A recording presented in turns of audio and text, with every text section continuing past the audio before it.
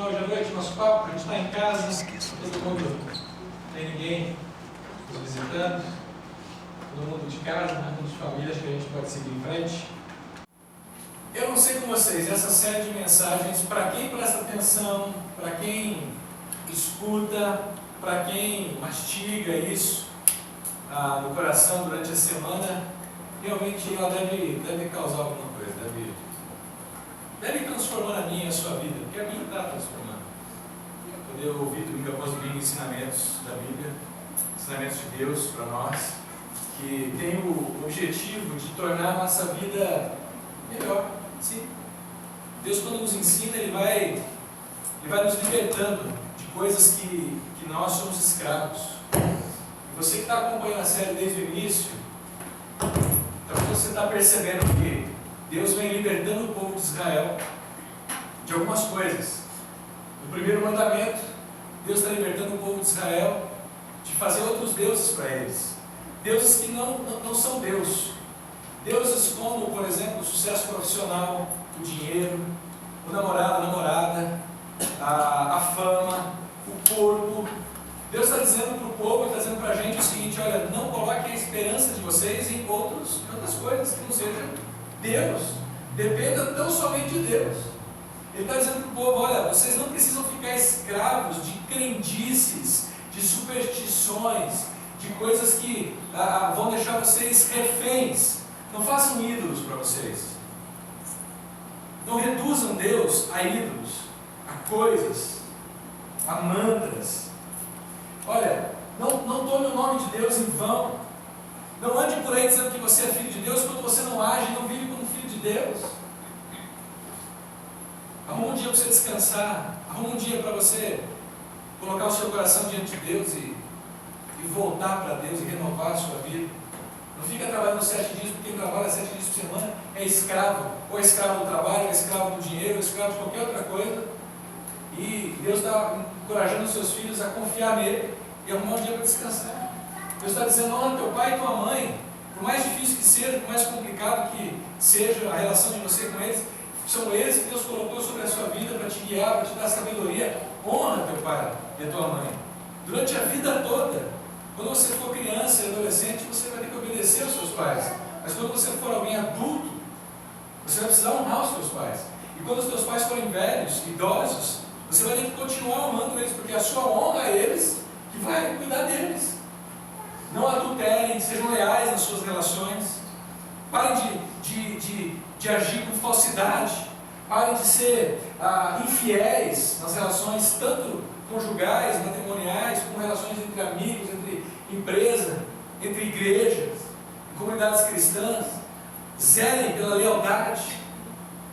Não furtem, parem de roubar, parem de tentar conseguir as coisas com um jeitinho para se beneficiar do outro. Parem de passar a perna no outro para tentar ganhar benefício. Sejam livres dessa ganância de tentar ganhar as coisas a todo custo. E deixem Deus dar liberdade para que vocês sejam generosos. E vivam uma vida onde vocês tenham dinheiro, usem o dinheiro para o bem de vocês e depois usem o dinheiro para o bem do próximo. E hoje, a gente vai conversar sobre o penúltimo mandamento, e o penúltimo capítulo da nossa série de mensagens, que eu espero que mexa com você comigo, porque esse é um ponto está muito impregnado nas nossas relações. A questão do furto também estava impregnada, lembra? A questão do adultério também estava impregnada. A gente vive na nossa cultura, a nossa maneira de viver, a gente vive encharcado de furto, de enganar os outros, de tentar ganhar um jeitinho, de furar uma fila, de fazer um gato, pagar menos imposto, falsificar uma carteirinha, enfim, um monte de coisas. Mas o falso testemunho, que é a nona palavra, o nono mandamento, que diz: não darás falso testemunho contra o teu próximo, é algo que tem minado as nossas relações. É algo que tem acabado com os nossos relacionamentos de irmãos, de amigos, de pais, de filhos. E a gente não abre os olhos para isso. Nossa língua continua venenosa, e a gente continua matando pessoas no nosso coração, no coração dos outros. E eu não sei onde vai dar isso, mas em coisa boa não é. Falando de falso testemunho, antes da gente começar a falar sobre isso, eu preciso lembrar vocês de um caso que foi repercussão nacional no ano de 1994. Eu não sei quantos de vocês lembram desse caso da escola base em São Paulo, Escola de Educação Infantil. Alguns de vocês lembram do que aconteceu nesse ano? Ninguém lembra? Eu vou contar para vocês o que aconteceu. Então, uma mãe de um aluno que estudava nessa escola de educação infantil, ela entrou com uma denúncia de que o seu filho havia sido violentado por funcionários da escola. O delegado acatou a denúncia prontamente e preventivamente ordenou que os donos da escola e que alguns funcionários fossem presos. Total de 6 pessoas, mais ou menos. Rapidamente essa notícia começou a se espalhar pela imprensa, por São Paulo, pelo estado e pelo Brasil. Em pouco tempo, essa escola ficou com essa imagem, essa notícia. Todo mundo sabia que na escola base havia tido um caso de abuso, que as pessoas abusavam das crianças, dos alunos, ali naquela escola. Aproximadamente 6 meses depois, um outro delegado pegou o inquérito, Gerson de Carvalho, e ele concluiu, 6 meses depois, que nenhum suspeito dos que foram presos haviam tido participação no crime. E que também não existiam provas de um real crime. Tarde demais. A vida daquelas pessoas já havia virado um inferno. Algumas delas foram abusadas na cadeia. Os donos da escola perderam um patrimônio de 35 anos de vida. Suas casas foram depredadas. A escola fechou. E o que se seguiu depois daí foi depressão, síndrome do pânico.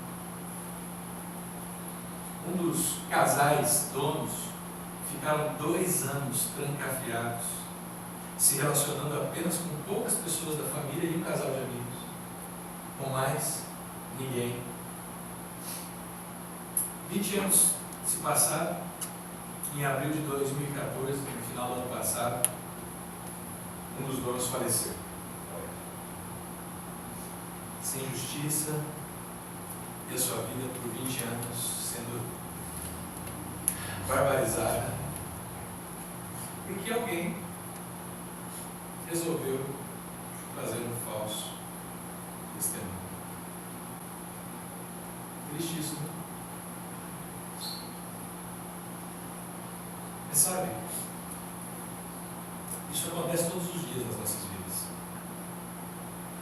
A gente fala de uma esfera mais geral, maior, mas se você olhar para a maneira como a gente se relaciona com as pessoas, isso acontece o tempo todo. Parece até que a gente tem uma tendência, porque a gente pensa que, inclusive para a gente ser querido nas relações, para a gente ser agradável, a gente precisa sempre trazer uma notícia fresca sobre a vida do outro.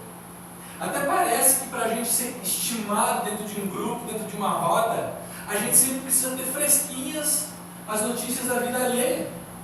E a gente não percebe o mal que isso vai gerando nas pessoas e em nós mesmos. Porque a gente vai ficando refém, sabe do quê? De uma cultura de falsidade. A gente vai ficando refém de uma cultura de deslealdade entre amigos, entre familiares, dentro de comunidades cristãs. A desconfiança impera. E onde a verdade e o amor deveriam prevalecer, o que prevalece é a desconfiança e a deslealdade. E a 9ª palavra, não darás falso testemunho, ela tem um convite para a gente. Ela tem um convite para a gente construir relacionamentos, sejam familiares, sejam entre amigos, sejam entre igrejas, relacionamentos onde a confiança e a lealdade sejam realmente possíveis.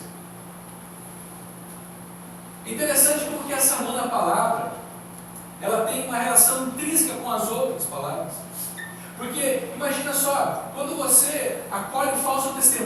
alguém, uma fofoca de alguém, sabe o que está acontecendo? Em outras palavras, você está matando essa pessoa no seu coração. Quando você fala de alguém, quando você denigra a imagem de alguém, você está matando essa pessoa no coração do outro.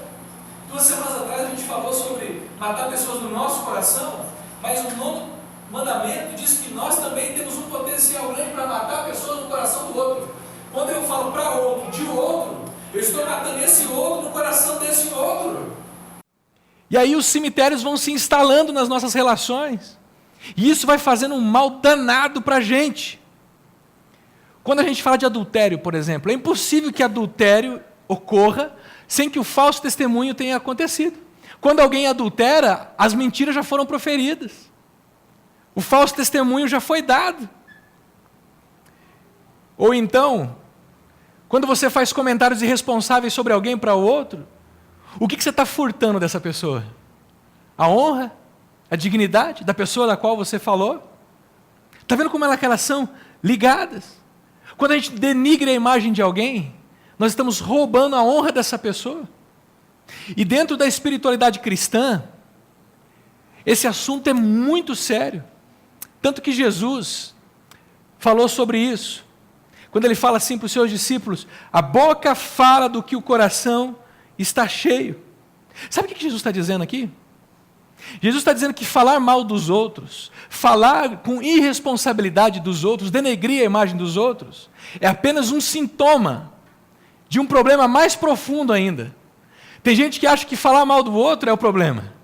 Mas Jesus está dizendo que quando eu e você temos a tendência de falarmos mal, de falarmos irresponsavelmente, de denegrir a reputação de pessoas, de caluniar, de difamar pessoas, esse é um problema do nosso coração, do nosso caráter. Quando a gente chega nesse ponto é porque o nosso coração já está corrompido. Jesus mais para frente vai falar o seguinte, em versículo 11 do capítulo 15, o que entra pela boca não torna o homem impuro, mas o que sai de sua boca, isso o torna impuro. E Jesus está conversando com os fariseus, porque os caras estão reclamando que os discípulos de Jesus estavam comendo sem lavar as mãos. Eu sei que a sua mãe talvez reclama que você come sem lavar as mãos, mas os caras estavam dizendo, os seus discípulos estão comendo sem lavar as mãos, e Jesus está falando para eles o seguinte, o que torna uma pessoa impura, o que torna uma pessoa mal, o que faz mal para alguém, não é o que ela come, mas é aquilo que sai da boca dela. Você já parou para pensar, friamente, que quando você se dá o direito de falar mal de alguém, de denegrir a reputação de alguém, você está corrompendo a sua alma? Você pensa que está dando veneno para o outro quando você está tomando veneno? Quando você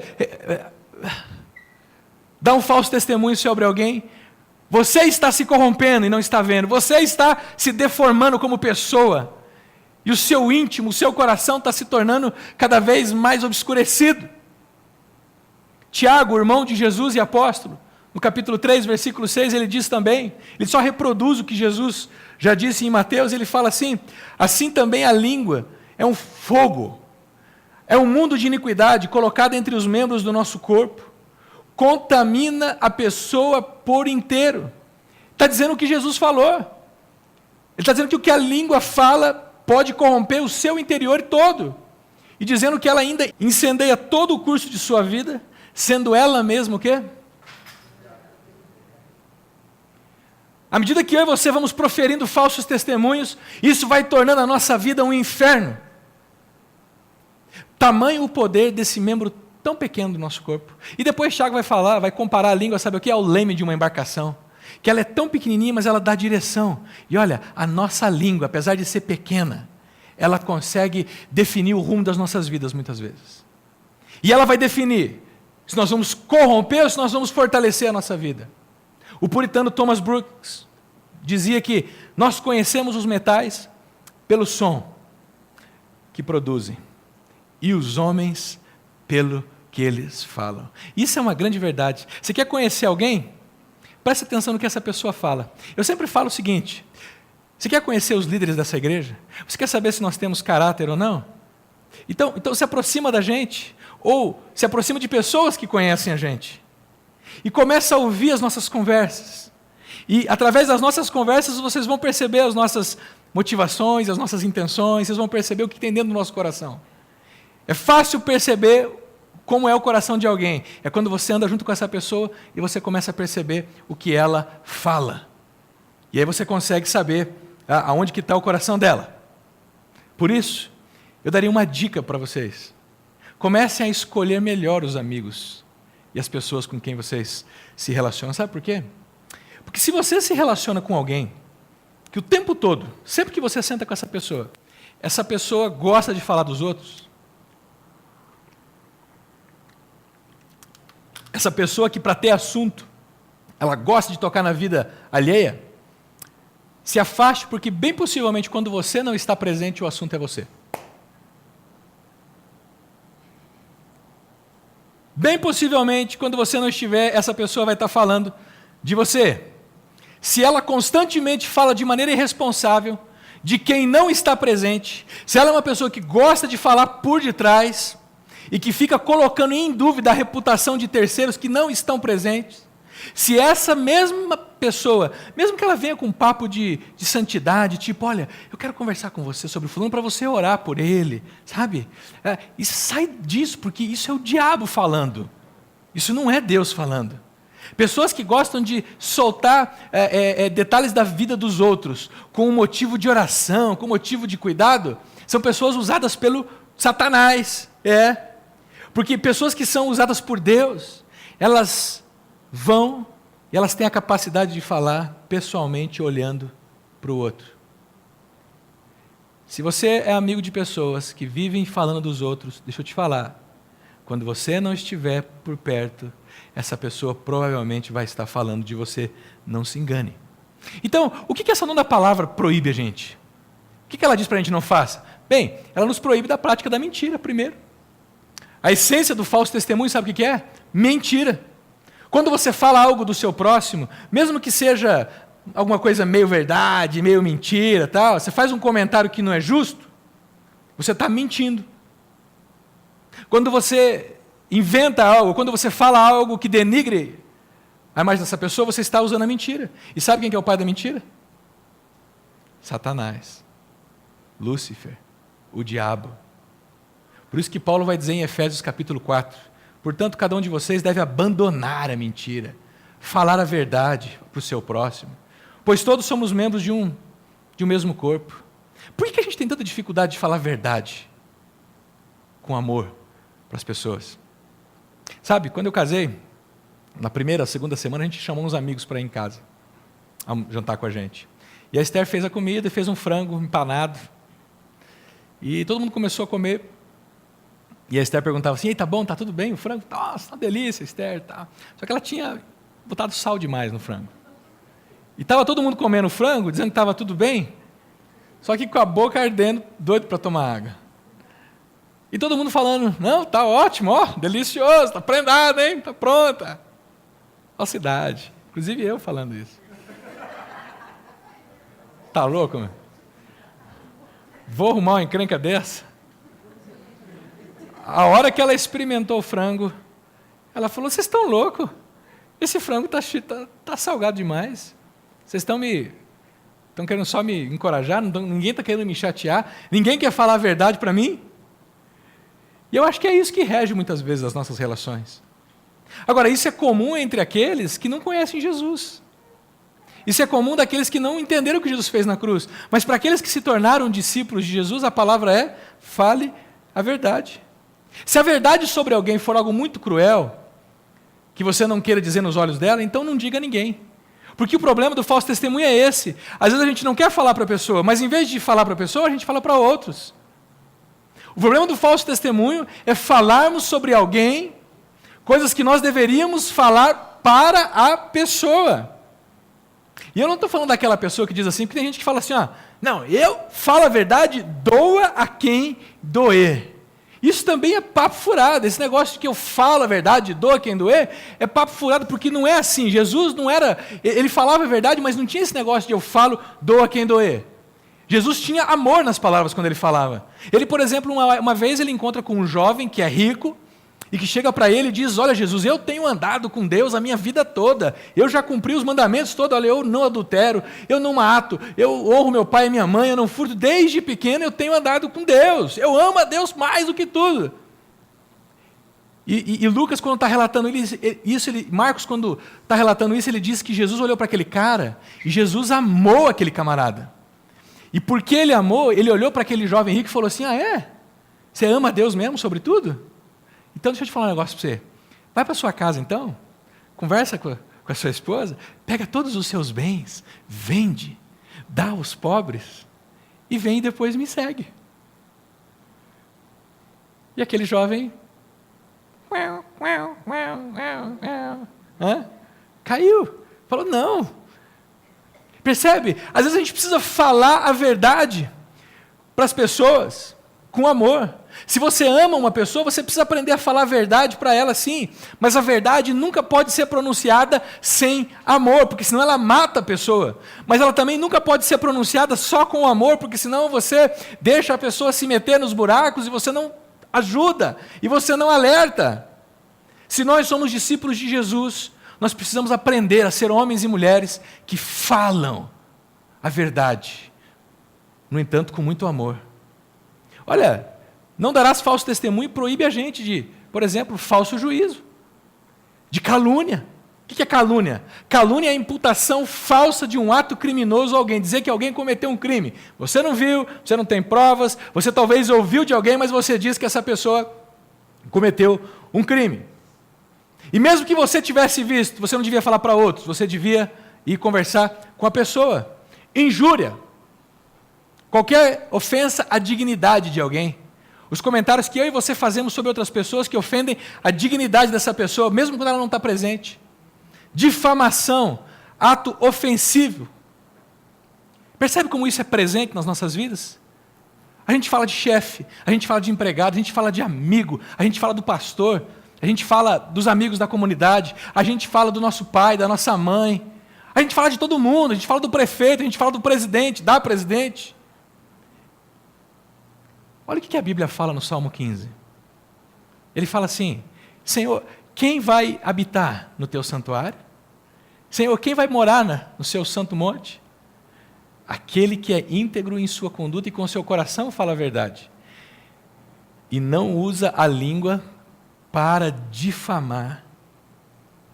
E nenhum mal faz ao seu semelhante. E não lança calúnia contra o próximo. Sabe quem que o salmista está dizendo que é capaz de ter uma relação com Deus e de conhecê-lo? É aquele que não usa a língua para difamar, primeira linha, e aquele que não lança calúnia contra o próximo, última linha. Quem se guarda dessas duas coisas não está fazendo mal ao semelhante, está amando o seu próximo. Mas também, não darás falso testemunho, proíbe a gente, sabe do quê? De acolher o falso testemunho. Porque às vezes a gente pensa assim: não, eu não falo de ninguém, eu não falo mal de ninguém, eu não denigro a imagem de ninguém. Mas sabe, o que você faz quando pessoas vêm denegrir outras para você? Tudo bem, fica tranquilo, eu sei, aqui nunca ninguém teve esse problema, de ter que ouvir alguém denegrindo um terceiro para você. Mas o que você faria se numa hipótese remota, alguém viesse falar para você de uma pessoa que não está presente? O que você faz? Olha o que o Salmo 1 fala para a gente. Ele fala assim: bem-aventurado é o homem que não segue o conselho dos ímpios, aquele que não imita a conduta dos pecadores e nem se assenta na roda dos escarnecedores. Quando eu me omito diante de alguém que está denegrindo a reputação de outro, sabe o que eu estou fazendo? Eu estou acolhendo. Eu estou acolhendo a fala insensata de um ímpio. E o problema de eu acolher e não fazer nada e não me manifestar é que aos poucos eu vou começar a reproduzir isso também. Porque olha o movimento, segue os conselhos, depois ele começa a imitar a conduta. E depois que começa a imitar a conduta, sabe o que acontece? Se acostuma. E aí perde a sensibilidade do quanto que o falso testemunho é danoso e gera mal para as nossas relações. A gente começa a achar que falar mal do outro, que denegrir o outro, que manchar a reputação do outro é algo super normal. Afinal de contas, nós somos brasileiros. E brasileiros não desistem nunca de denegrir a imagem um do outro. Principalmente nas redes sociais. Você já parou para pensar como que acontece nas redes sociais? 80%, 90% dos comentários é: você viu a roupa que ele estava usando? Você viu? Será que ele tinha dinheiro para fazer aquela viagem? Puxa, mas eles não tinham brigado? Como é que eles estão juntos agora? Falso testemunho, denegrindo imagem, reputação, um do outro. Ah, você percebeu que a ex-namorada dele, de juventude, está na lista de amigos dele lá no Facebook? E aí a pessoa sai minando, sai falando para os outros. A gente precisa começar a perceber como que isso vai minando a nossa vida e nos tornando insensíveis. Onde a rede social, muitas vezes, o Facebook, muitas vezes, é um espaço onde a gente mais critica e mais dá falso testemunho do que qualquer outro lugar. Principalmente contra os nossos governantes. Mas, bem, pra vocês acordarem um pouquinho, a nona palavra, ela não proíbe só a gente, tá bom? Ela não só faz proibições. A nona palavra nos desafia também, é isso que eu queria que vocês se concentrassem nessa noite. Porque a nona palavra nos desafia a gente falar a verdade. O apóstolo Paulo, em Efésios 4,15, ele fala assim: olha, antes, seguindo a verdade em amor, cresçamos em tudo naquele que é o cabeça, Cristo. Se aquele teu amigo do Facebook, você percebe que na rede de amigos dele ali, tem a ex-namorada dele, ele é casado, e tem a ex-namorada dele, lá de juventude, e você está incomodado com isso, ao invés de você sair falando para os outros sobre isso, sabe o que você faz? Liga para ele e marca um café com ele. Aí você senta com ele na cafeteria, diz para ele assim: e aí, cara, como é que você está? Você está bem? Não, estou bem, tá, tranquilo, você também estou bem. Olha, eu preciso falar com você um negócio, mas deixa eu deixar claro para você que eu te amo de coração. E o que eu vou dizer para você hoje aqui, eu não falei para ninguém ainda. Quantos de nós temos condições de falar a verdade para alguém e chegar nesse ponto e dizer: olha, eu não falei para ninguém ainda o que eu vou te dizer, e é por isso que eu estou vindo aqui para falar com você. Sabe, eu percebi que na sua rede de amigos no Facebook tem aquela sua ex-namorada. Como é que você está com isso? Isso está bem para você? Está fazendo bem para você? Como é que a sua esposa está com isso? Percebe como é que a gente pode falar a verdade com amor, ao invés de acusar? Porque eu sempre achei estranha essa maneira da gente ser amigo. Essa amizade no qual a gente é capaz de falar de um problema de um grande amigo numa roda, mas a gente não é capaz de falar de um problema de um grande amigo para ele, olhando nos olhos.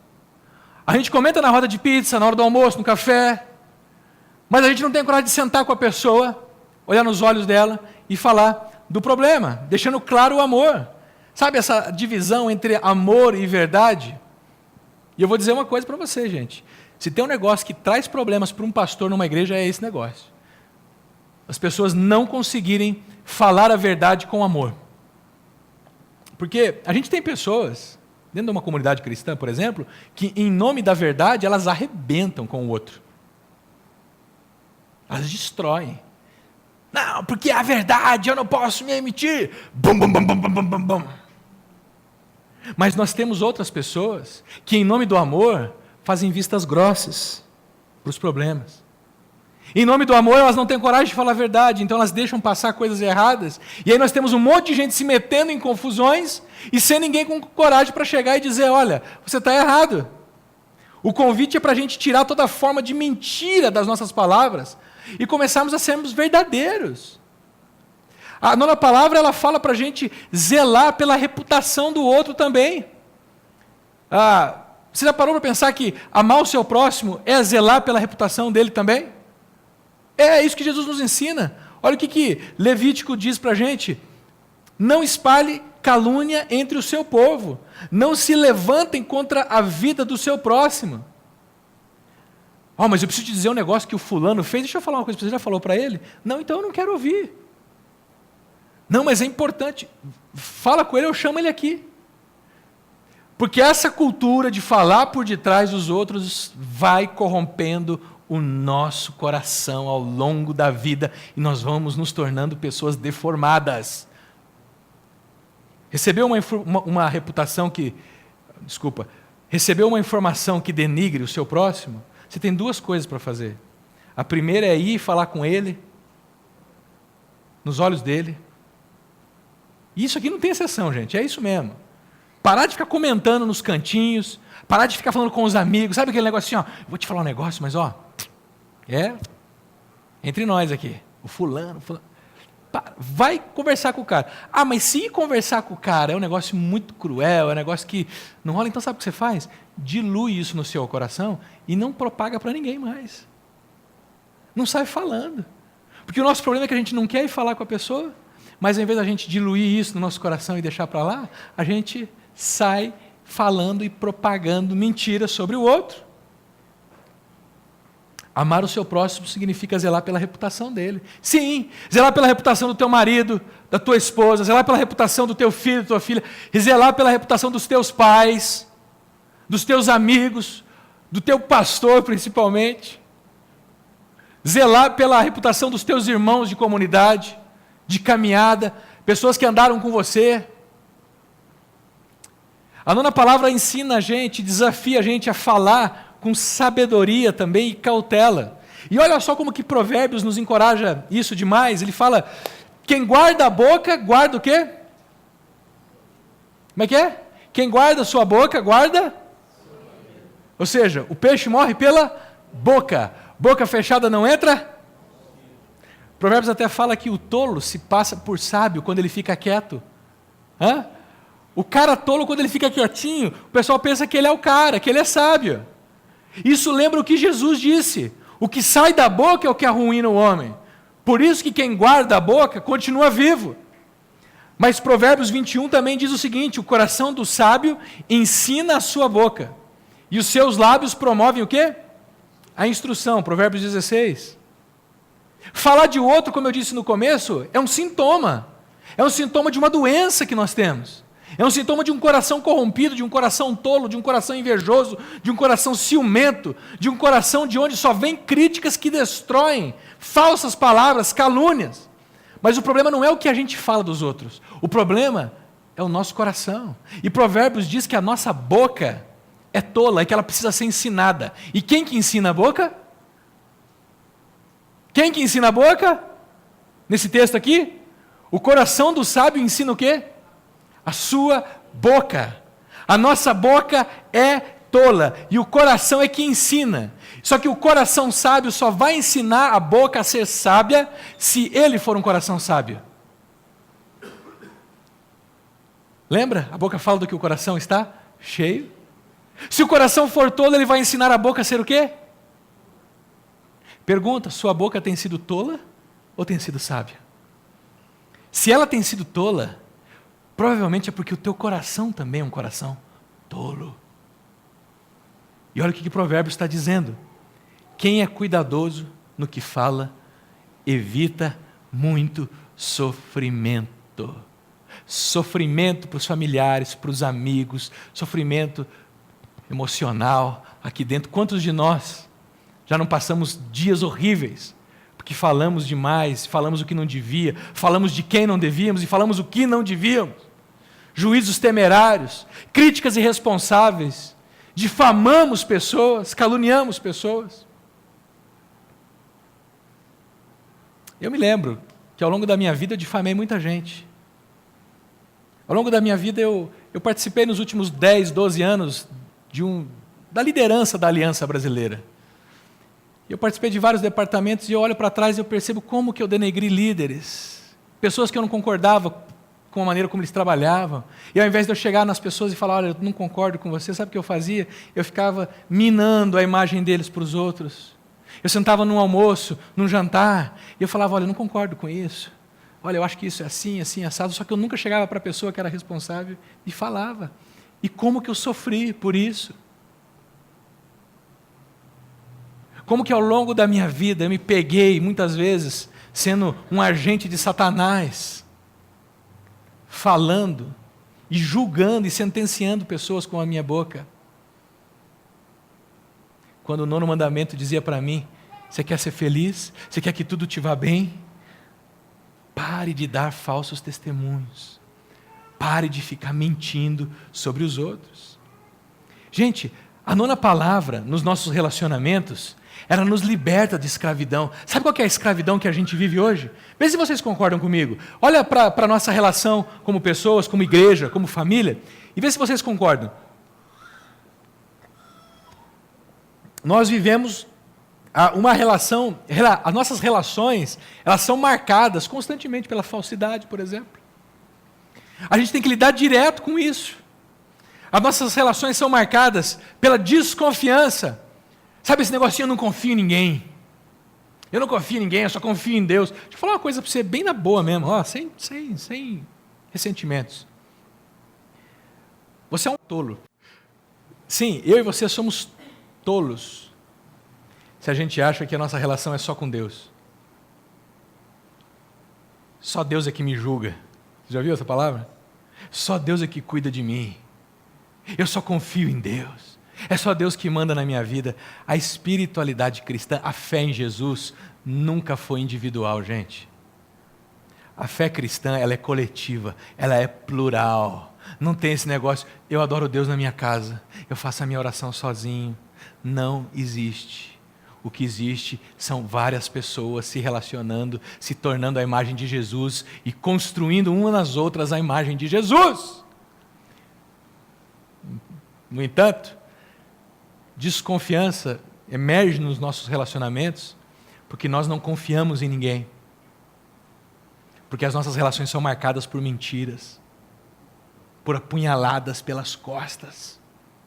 Sabe o que mais é a marca de escravidão? Deslealdade, palavras destrutivas. Acontece isso entre nós, será? Acho que não. Gente que sabota o próximo para o outro. E eu sei muito bem disso, porque depois que eu me tornei pastor, principalmente depois que eu tive a minha igreja, que eu pastoreei, que eu plantei, e hoje pastorei essa igreja, eu percebi o como é difícil você estar à frente de uma comunidade. E eu lembrei de todos os líderes que eu denegri. Quando eu vejo pessoas me denegrindo e lançando falsos testemunhos contra mim, me julgando, tentando me destruir nas palavras, tentando destruir essa comunidade. Eu sei como que isso gera relacionamentos amargurados. Eu sei como que isso quebra a confiança nas pessoas e impede que as pessoas vivam uma liberdade. Pelo contrário, ao invés de livres, essas pessoas vivem sob uma escravidão. É batata. Se a pessoa sabota o outro para você, ela vai sabotar você para o outro. Ponto final. É a maneira como a pessoa se relaciona. Tem gente que não é discípulo de Jesus e ele se relaciona assim. Ele está sempre sabotando o outro para você e você para o outro. E aí todos são desleais e todo mundo se arrebenta.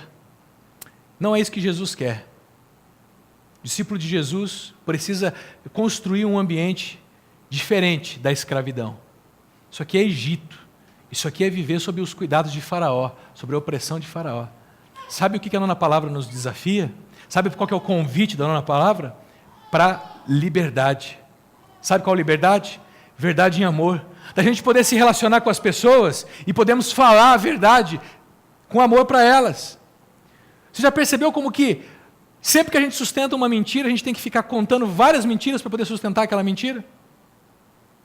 Sempre que a gente deixa de falar a verdade para alguém ou que a gente mente para alguém, a gente precisa ficar contando várias mentiras para poder lembrar daquela mentira que contou para que a gente não seja descoberto. Como que isso gera um peso nas nossas vidas. Você quer ser livre? Quer deixar de ser escravo? Fale a verdade. Aprenda a falar a verdade, em amor. Construa confiança e lealdade para com o outro. Sabe como é que você constrói cuidado? Mostrando que você ama a pessoa e falando direto para ela. É dizendo para ela assim: meu querido, eu quero cuidar de você. E eu estou vendo que você está se metendo numa fria. Por isso eu vim aqui para te alertar. Mas você não é ninguém para falar isso para mim? Não, realmente eu não sou ninguém. Eu te amo. Ponto.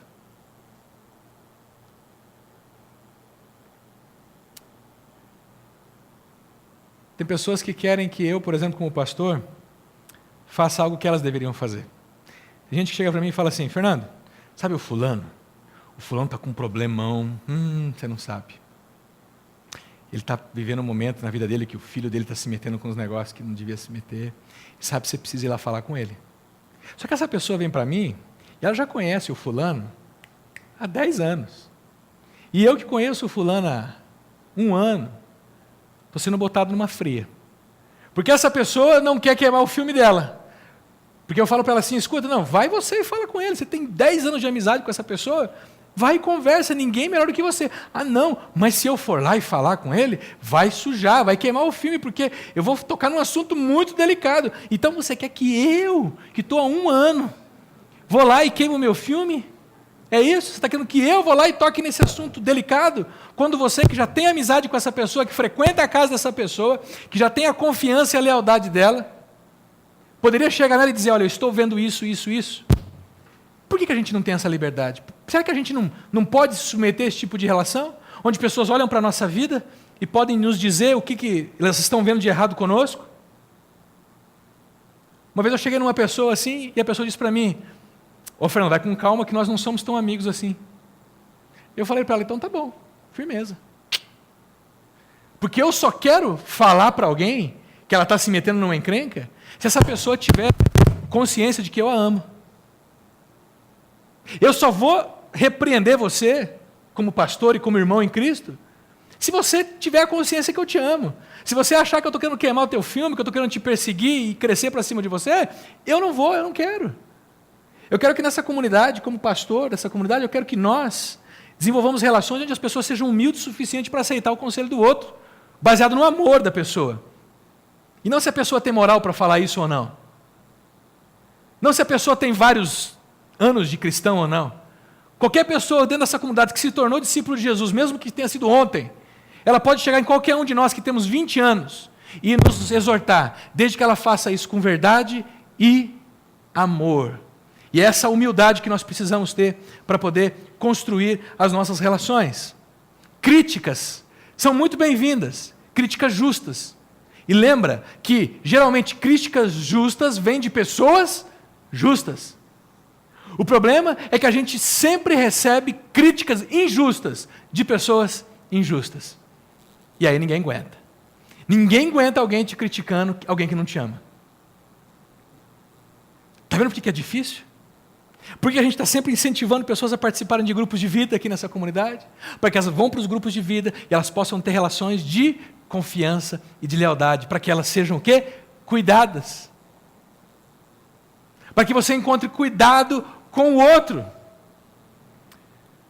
Ao longo desses anos, a gente tem encontrado nessa cidade muitas críticas. Talvez é porque a gente não se apresentou direito, não sei, ou porque algumas pessoas entraram nessa comunidade, saíram dessa comunidade e saíram denegrindo a imagem. Mas uma coisa interessante é que tem algumas pessoas admiradas que a nossa comunidade tem pregado usando a Bíblia, sabia? E engraçado que, até que dentro da comunidade, uma vez eu já escutei alguém dizer que eu não usava a Bíblia nas minhas pregações. Realmente, eu não uso a Bíblia impressa.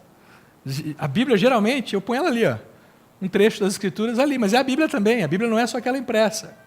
E eu fico imaginando, se essas pessoas estão admiradas porque a gente está usando a Bíblia, imagina o que já não falaram por aí, os falsos testemunhos. Imagina as críticas de gente que sai dessa comunidade e não tem a dignidade de um discípulo de Jesus de chegar, olhar nos nossos olhos e dizer: olha, eu estou deixando essa comunidade por causa disso.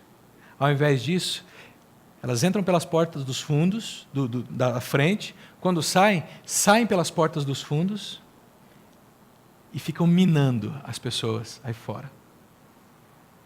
Isso é falso testemunho. Isso corrompe o coração, corrompe a alma, evita o cuidado, mina, sabota a lealdade, confiança. E geralmente quando a gente fala de alguém é isso.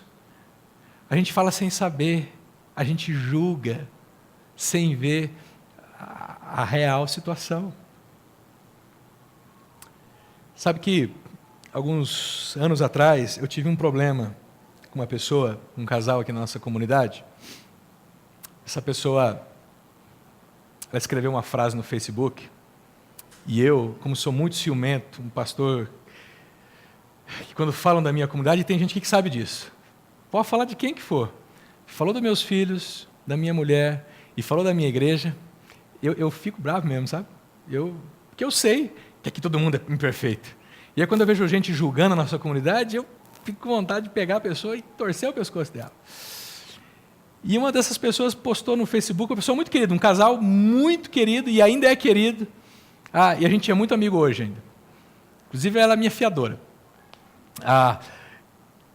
E ela postou no Facebook uma diretinha assim, tipo, comunidade é feita para cuidado e não para julgar as pessoas, alguma coisa nesse sentido. E eu li aquilo, e aquilo me deixou angustiado. E aí eu, em vez de ir até a pessoa e falar nos olhos dela, por que você colocou aquilo ali e tal? Sabe o que eu fiz? Tic no Facebook. 3 horas depois eu solto uma publicação. Uma indireta daquelas assim que vai direta. E fiquei esperando, falei, vamos ver se ela aguenta. Deu 3 dias, veio o refluxo. O senhor me ligou. E aí, pastor, tudo bem? Tudo bem. Como é que você está? Estou bem. Será que você podia vir aqui em casa hoje à noite? Podia. Para quê? Não, a gente precisa conversar. Você falou algo no Facebook lá que pegou em mim. E não adianta falar que você não escreveu para mim, porque eu sei que você escreveu para mim. Eu peguei e falei, olha, não, imagina. Que lá foram divagações teológicas. Eu sempre escrevo algumas coisas no Facebook e tal, e aquilo não tinha nada a ver para você. E naquela sexta-feira à noite eu fui na casa desse casal, e eu olhei nos olhos deles e disse assim, não foi para vocês que eu escrevi aquilo. Fiquem tranquilos. Beleza? Beleza.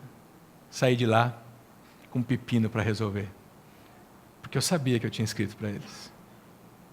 E naquele domingo, eu ia pregar sobre transparência. Foi numa série que a gente fez aqui, de dentro para fora. E eu estava assim, Deus do céu, isso não pode estar acontecendo comigo. Porque a vida vira um inferno. Às vezes eu venho pregar aqui, vocês não sabem que eu estou mais sujo que pau de galinheiro. Né? E aí Deus está trabalhando comigo também. E eu vim naquele domingo, preguei de manhã e de noite, como sempre. Transparência, no Salmo 32, para a gente confessar os nossos pecados. E na segunda de manhã estava eu com o meu tempo com Deus, ouvindo a voz de Deus, lendo o Evangelho de Lucas, e Deus falando comigo, olha, meus parabéns, Fernando. Você está saindo um ótimo ator. Quando que você vai resolver isso com eles? E eu achando que não é comigo isso aí. Isso é da coisa da minha cabeça, Deus não está falando comigo. E eu acho que Deus nunca falou tanto comigo, tão forte, de maneira tão clara e evidente quanto naquele dia. E naquela noite de segunda-feira eu voltei na casa do casal. E eu olhei nos olhos deles e disse, eu preciso que vocês me perdoem, porque eu menti para vocês. Eu saí daqui na sexta-feira dizendo que não era para vocês, mas foi para vocês que eu escrevi. E eu queria que pegasse em cheio em vocês.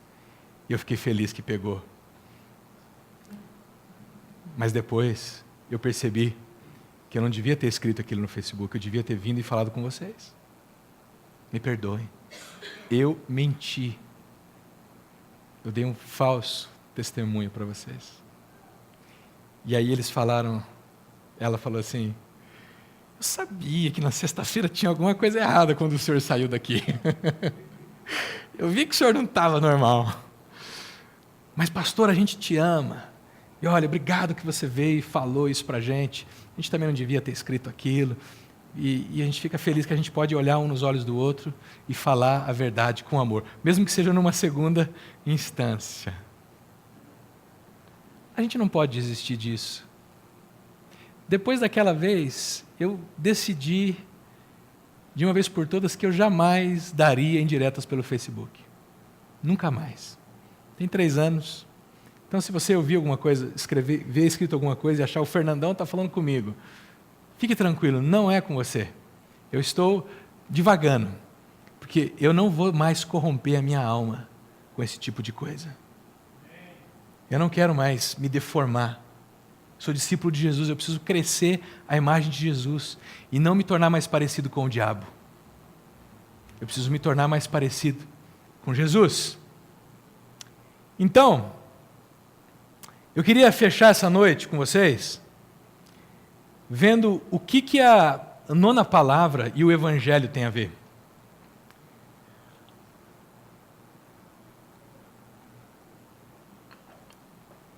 Porque, se você parar para pensar, a nossa desconexão de Deus, a queda do ser humano, ela veio através de um falso testemunho. Sabe qual que é o falso testemunho? Disse a serpente à mulher, a Eva, lá no jardim do Éden, é claro que não, Eva. Boba, come isso daí que vai emagrecer. Vai te... Não, assim, Eva, é claro que vocês não vão morrer. Deus não disse isso, não, Eva. Deus sabe que no dia em que vocês comerem desse fruto, os seus olhos se abrirão e como Deus vocês serão conhecedores do bem e do mal. Quem que a serpente está sabotando aqui? Ela está conversando com Eva e está sabotando quem? Deus. Ela está sabotando as palavras de Deus, achando que Deus não está presente, quando Ele está só de olho. A mentira, ela traz morte e trouxe morte para nós. Porque quando Eva acreditou numa mentira, e ela se rendeu a essa mentira, e depois ela mentiu de novo e continua mentindo, e nós estamos mentindo até hoje, nós somos condenados à morte.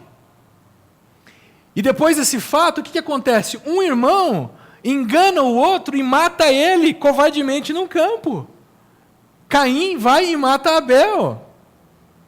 Agora o interessante é que se a mentira trouxe morte para nós, Deus entra na história para nos resgatar. E Ele, como a verdade, Ele nos traz, sabe o quê? Vida. Ele sendo a verdade, Ele nos traz vida, porque Jesus disse em João 32, vocês vão conhecer a verdade, e a verdade vai o quê? Vai libertar vocês. E mais tarde Ele vai dizer que a verdade que Ele diz que liberta não é um conceito verdade, mas é uma pessoa. Porque em João 14 Ele vai dizer, eu sou o caminho, e eu sou o quê? Eu sou a verdade. Portanto, a verdade, como parte da fé cristã, não é um conceito verdadeiro, é uma pessoa, e Jesus está dizendo, eu sou o caminho, eu sou a verdade, e eu sou a vida, e ninguém vem ao Pai a não ser por mim. Ou seja, Ele não diz, ninguém vai ao Pai, Ele fala, ninguém vem ao Pai, por quê? Porque eu e o Pai nós somos um. Jesus está dizendo que Ele é o próprio Deus encarnado, e Ele está dizendo que quando você compreende que o que Ele fez na cruz por você, foi Deus vindo na sua direção, numa expressão de amor e verdade, dizendo que você é pecador, mas que ao mesmo tempo Ele está se entregando por você. Quando você se rende a isso, você também passa a ser chamado filho de Deus, e a verdade passa a te resgatar da morte que a mentira colocou você. O que falamos e o que a gente constrói nos relacionamentos, hoje, ela está contaminado pela serpente. Pela deslealdade, pela desconfiança, pela mentira, mas quando você compreende o que Jesus fez na cruz e se rende ao governo dele, algo novo começa a acontecer em você e em mim, e Ele começa a nos perdoar, e começa a nos transformar de dentro para fora. A mentira que foi semeada pela serpente, que rege todas as nossas relações, agora é sobreposta pelo poder da verdade de Jesus, que começa a fazer das nossas relações verdadeiras, leais e de confiança. Olha para a cruz, pensa na cruz, olha a imagem dessa cruz. A cruz, queridos, eu acho que a cruz é a representação máxima desse negócio de verdade e amor, em amor. Porque Deus não apenas vem ao nosso encontro e diz eu te amo. Ele vem ao nosso encontro e diz a verdade. Qual que é a verdade sobre nós? Vocês mentiram. Vocês se desviaram. E por isso vocês estão condenados à morte. Essa é a verdade. Vocês têm regido a vida de vocês, colocando vocês como deuses das suas próprias vidas, e vocês estão condenados à morte. Essa é a verdade de Deus que nós não podemos ignorar. E Deus está dizendo, esse negócio está no DNA de vocês. Um bebê do tamanho do Telzinho já nasce com a tendência para o pecado, para o mal. Assim como eu e você. Mas Deus também vem com amor e diz o seguinte, olha, se vocês estavam condenados à morte, eu decidi, sabe o quê? Me fazer homem e morrer a morte que estava destinada a vocês. Você percebe que Deus ele nos abraça com amor, sem nos omitir a verdade? E Ele faz isso porque Ele nos ama. Ele faz isso para que eu e você aprendamos a não mais viver baseados na mentira, mas na verdade. E Ele faz isso para que eu e você possamos olhar nos olhos de quem for, não importa quem seja, e falarmos a verdade. Que tal nessa noite você repensar a sua vida e repensar a maneira como você tem construído as suas relações?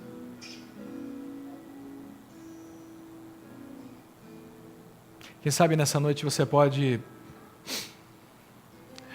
lembrar que talvez a língua tenha incendiado a sua vida e as palavras que têm denegrido a reputação de outras pessoas têm deformado você. E talvez você é o que você é hoje porque você está deformado e a sua alma está corrompida. Porque talvez você não sabe fazer outra coisa a não ser falar da vida alheia. Mas Jesus, que é a verdade, prometeu que se você se rendesse a Ele, Ele ia fazer de você alguém diferente. Decida nessa noite ser mais verdadeiro. Para de falar dos outros por trás. Fale nos olhos. Pare de falar dos nossos governantes, de difamar os nossos governantes. Eu sei, nosso país está difícil, a situação. Não é fácil. Mas como discípulo de Jesus, segura.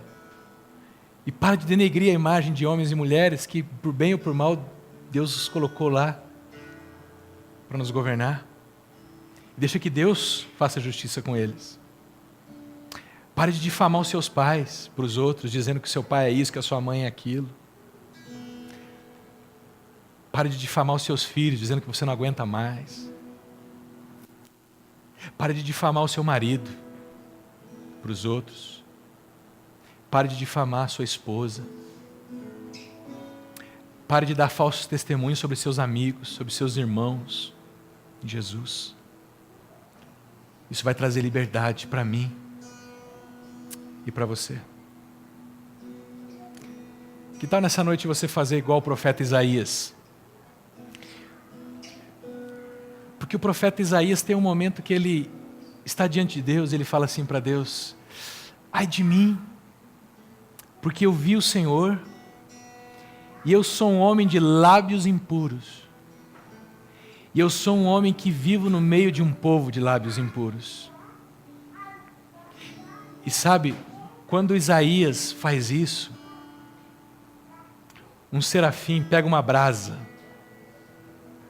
que está na presença de Deus e traz essa brasa e toca os lábios de Isaías com essa brasa. E Deus diz assim: Isaías, eu te faço puro essa noite. E foi isso que Jesus fez naquela cruz, foi isso que Deus fez naquela cruz, tocando as nossas vidas com a morte do seu Filho e dizendo: eu faço vocês puros nessa noite. Eu dou poder para vocês pararem de darem falsos testemunhos e falarem mal dos seus irmãos. Que tal a gente orar? E você deixar o amor de Deus ser derramado na sua vida nessa noite. Tenha uma conversa séria com Deus. Diz para Ele: Senhor, me purifica nessa noite. Me faz sair daqui com os lábios purificados. Pede para Ele tocar os seus lábios nessa noite e te libertar do falso testemunho, para que Ele instale em você a verdade. Senhor, faz essa obra em nós hoje. Liberta a gente dessa tendência de falarmos levianamente.